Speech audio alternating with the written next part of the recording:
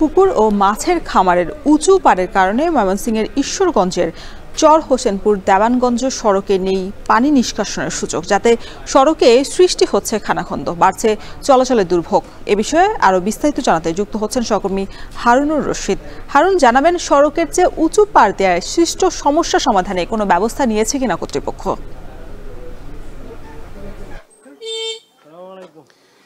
ময়মনসিংহের ঈশ্বরগঞ্জ উপজেলার চর হোসেনপুর থেকে দেওয়ানগঞ্জগামী যে সড়কটি রয়েছে, এই সড়কটির বিভিন্ন জায়গায় কিন্তু খানাখন্দের সৃষ্টি হয়েছে, ভেঙে গেছে এবং সড়কের পাড়ও ভেঙে গিয়েছে অনেক জায়গায়।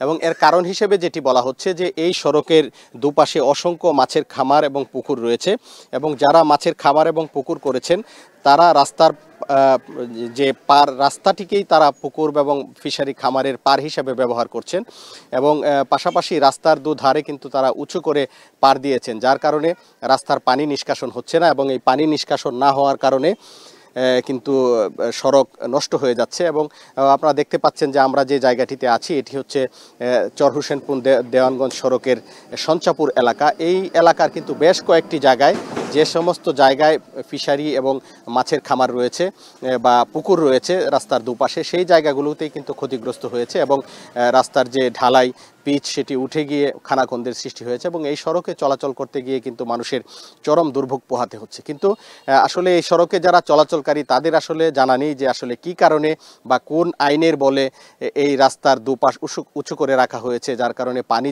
নিষ্কাশনের কোনো ব্যবস্থা নেই, রাস্তাগুলো নষ্ট হয়ে যাচ্ছে এবং রাস্তাগুলো মেরামত করার কিছুদিনের পরেই কিন্তু রাস্তাটি নষ্ট হয়ে যাচ্ছে। আমরা যে সড়কটিতে আছি এই সড়কটি 4 থেকে 5 বছর আগে কিন্তু মেরামত করা হয় এবং মেরামতের 6 মাস পরেই কিন্তু এই সমস্যার কারণে এটি ভেঙে যায়।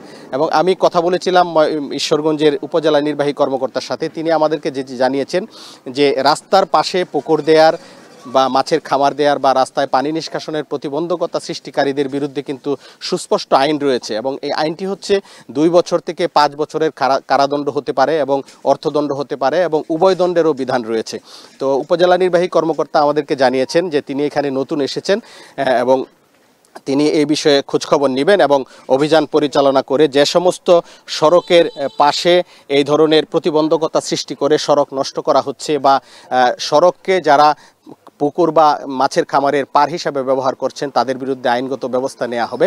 আমি যদি একটু জানিয়ে রাখি যে শুধু ঈশ্বরগঞ্জ উপজেলাতেই প্রায় 200 কিলোমিটারেরও বেশি গ্রামীণ সড়ক কিন্তু এই পুকুর এবং মাছের খামারের কারণে নষ্ট হয়েছে বলে আমরা এলজিডি সূত্রে জানতে পেরেছি। এবং যারা এই রাস্তায় চলাচল করেন তারা প্রতিনিয়ত চরম দুর্ভোগে পড়েন এবং তারা আশা করছেন বা তারা দাবি করছেন যেন দ্রুতই এ বিষয়ে পদক্ষেপ নেওয়া হয় এবং গ্রামীণ যে সড়কগুলো রয়েছে সেই সড়কগুলো রক্ষায় যেন ব্যবস্থা গ্রহণ করা হয়। তো এই ছিল আমার কাছে ময়মনসিংহের ঈশ্বরগঞ্জ থেকে সর্বশেষ।